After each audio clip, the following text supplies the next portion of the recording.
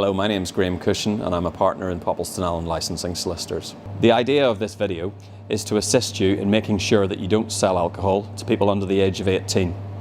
This is very important in the current political climate, as the government has it very high on its agenda that underage people should not be able to buy alcohol. It's important to have evidence of staff training in case something should go wrong.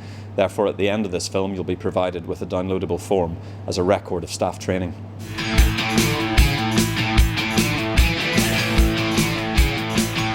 The reason why this training to prevent underage sales is so important is because there are very significant sanctions for both operators and for individuals who work in licensed premises if a sale to an underage person does occur.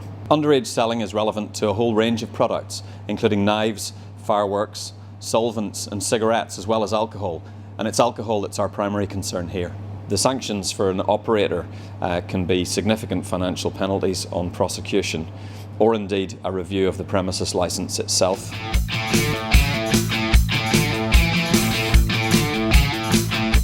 There are a whole series of offences under the legislation which relate to underage selling, and you can see them all here.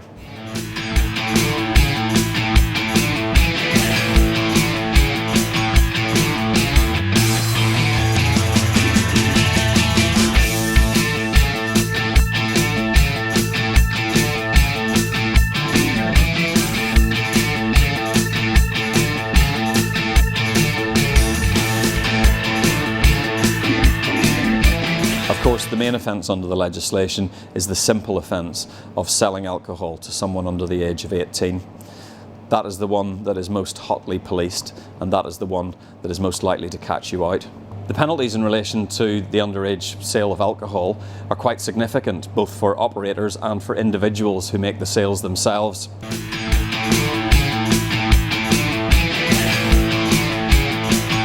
For operators, there is a real risk of review of the premises licence or much higher fines if they are prosecuted through the magistrates' court. There are even higher penalties in relation to the offence of persistently selling alcohol to those under the age of 18. This is an offence that can only be committed by the premises licence holder, with up to 3 months suspension of alcohol sales, which could obviously put a business effectively out of business. So in the worst case scenario, if you sell alcohol to someone under the age of 18, you might lose your job, and all your colleagues might lose their jobs as well, as the business may have to close down. As a direct alternative to prosecution, the police may ask for a 2-week closure of the premises to be agreed with the operators. Both the police and trading standards officers will try to enforce the legislation by sending young people into licensed premises in an effort to see whether they will be served alcohol. This process is known as test purchasing, and there are regular campaigns up and down the country whereby children are sent into licensed premises to test out operators' systems.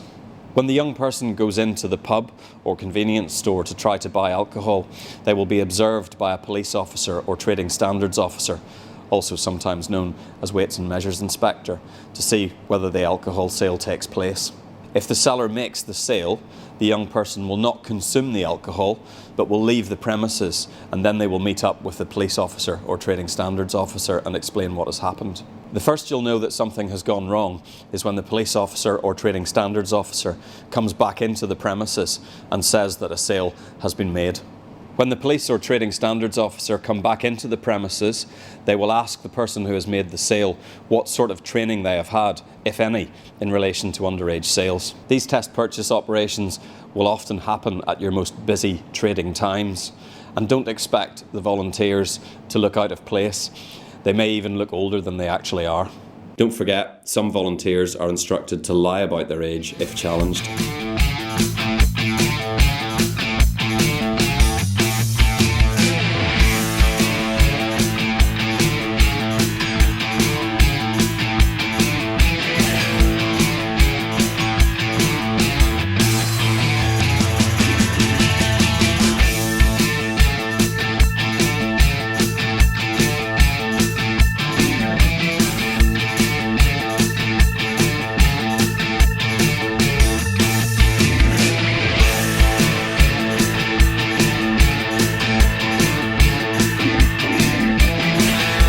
I'm often asked for advice on how to prevent underage selling and what sort of measures to put in place to make sure that it doesn't happen. These are the sort of things that I recommend.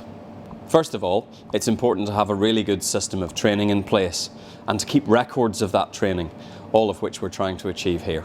My next bit of advice concerns mentoring. That really means that for any new member of staff, it's a very good idea for them to be looked after in the first place by a more experienced member of staff who's already had the training, knows what they're doing and has seen it all before. Another good idea is the implementation of a challenge policy.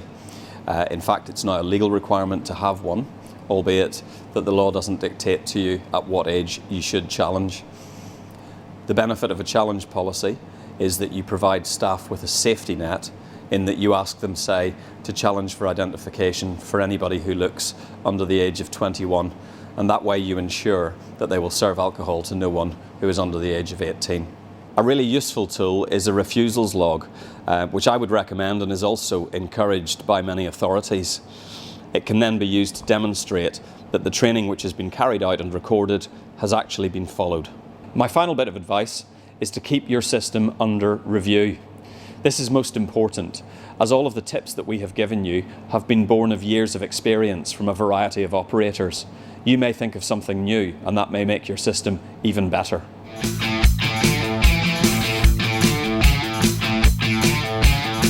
So how do you work out if someone's underage or not? Well, you need to take your time when you look at them.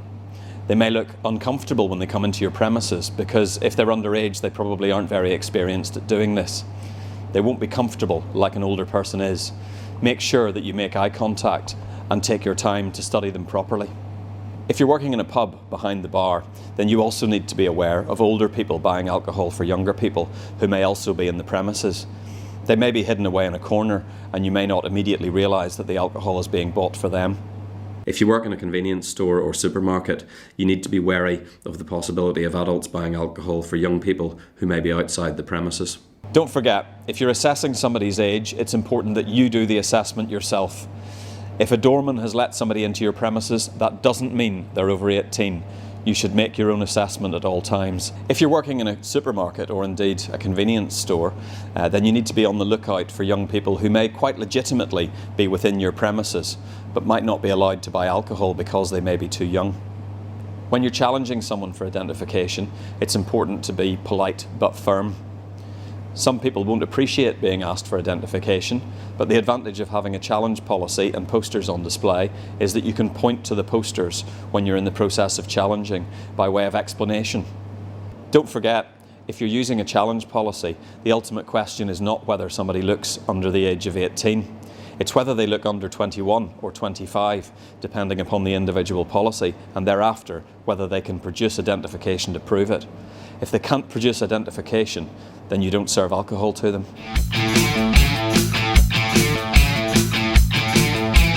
You can accept a passport as you would expect, or indeed a photo driving licence.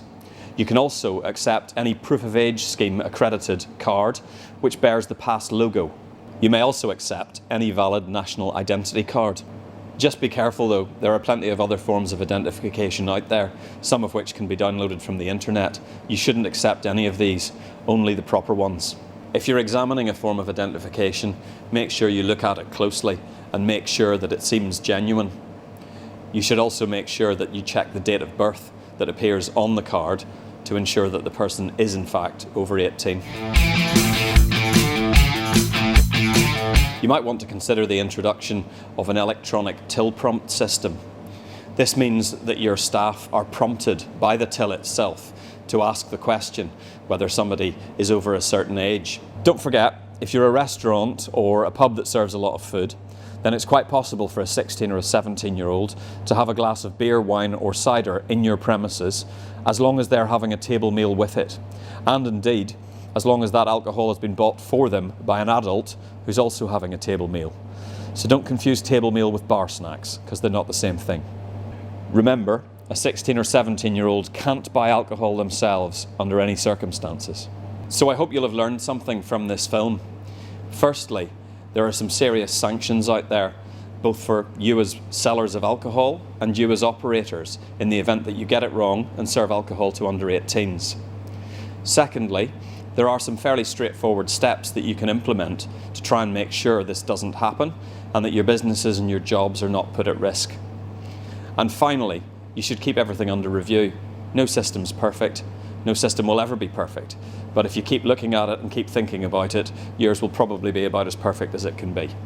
Now that you've completed the training, it's important that you complete the training record form which we have provided. You should read through it carefully, sign it and date it. It should also be countersigned and dated by your manager or employer.